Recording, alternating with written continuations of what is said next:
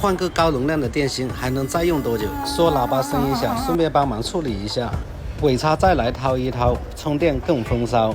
这是一台用了3年的苹果14 Pro Max， 电池已经低于85%。想换个大容量的电芯，兄弟问换电芯还能用多久？我和他说至少用个2到3年没有问题。